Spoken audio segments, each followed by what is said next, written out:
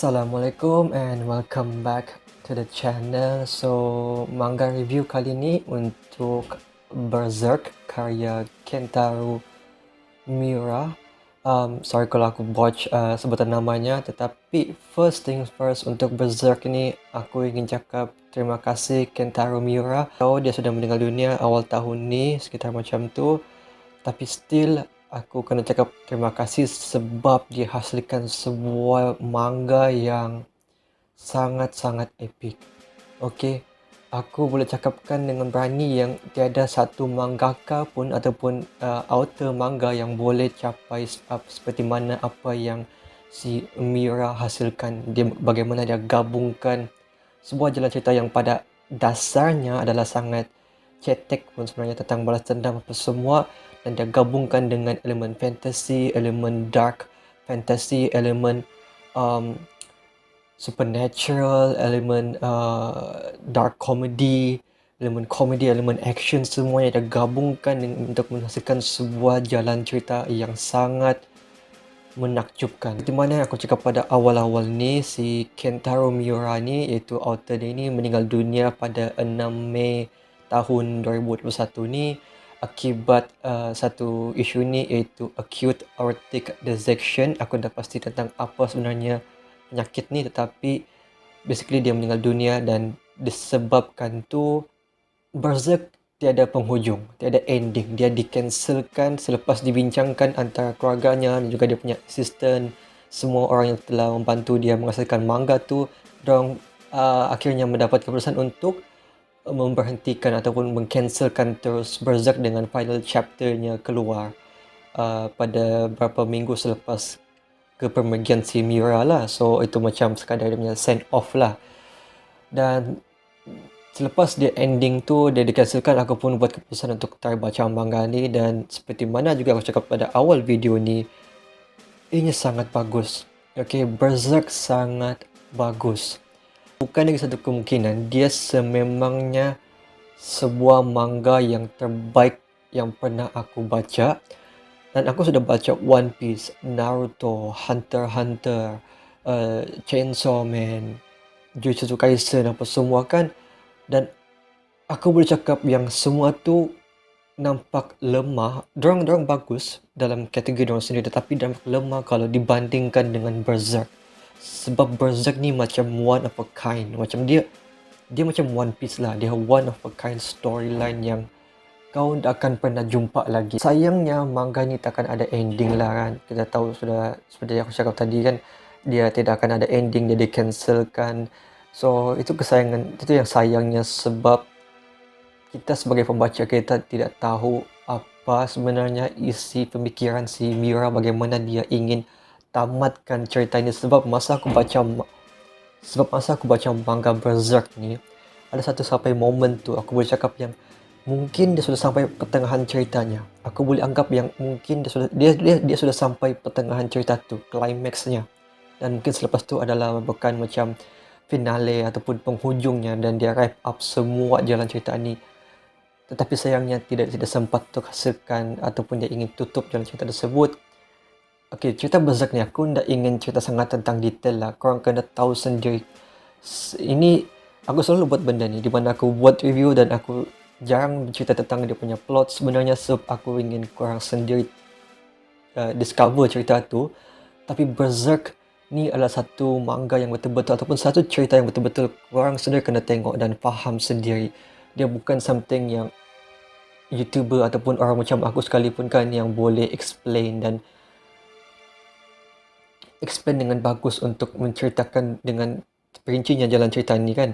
So, tetapi aku selalu beritahu lah korang sedikit sebanyak tentang cerita Berserk ni. Dia cerita tentang si Guts ni yang ingin balas dendam selepas dia dikhianati oleh rakan baiknya, itu si Griffith. Itu saja aku ingin cakap. Selebihnya korang kena tengok sendirilah, kau kena try explore sendiri, baca manga ni sendiri. Sebab ini sebenarnya sebuah manga yang macam tu lah, korang kena explore sendiri.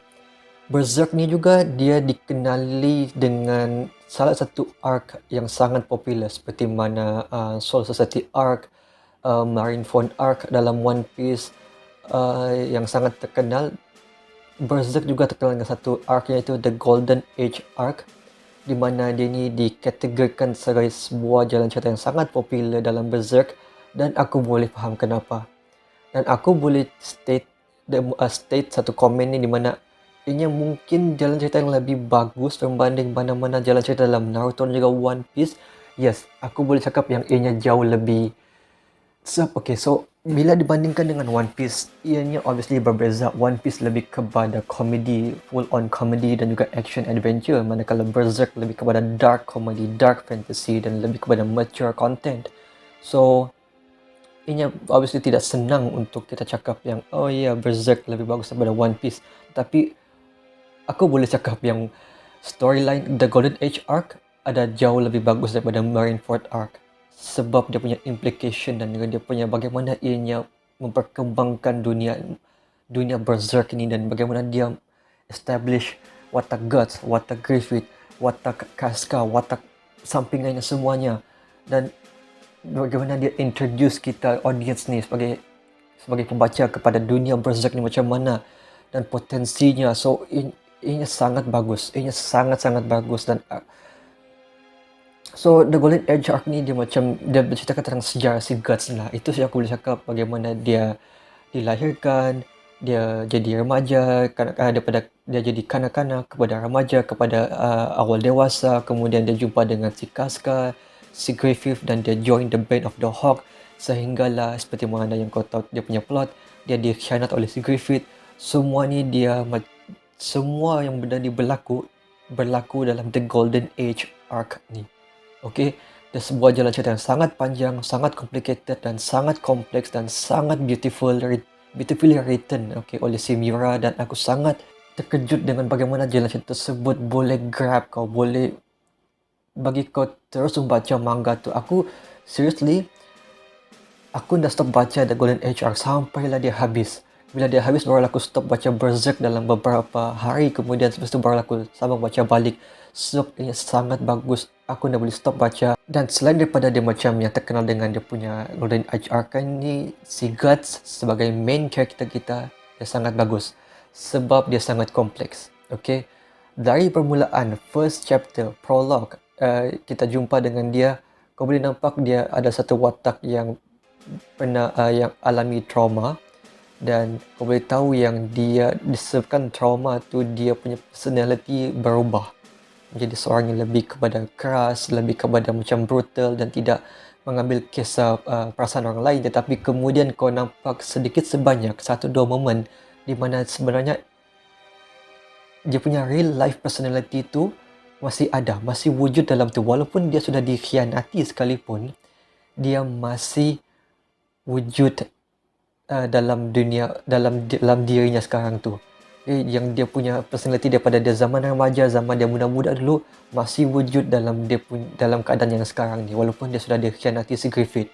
Dan walaupun dia cuba menafikan perasaan tu, masih ada. Dan kau boleh nampak bagaimana dia struggle untuk simpan emosi tu sebab dia ingin fokus kepada dia punya personal mission.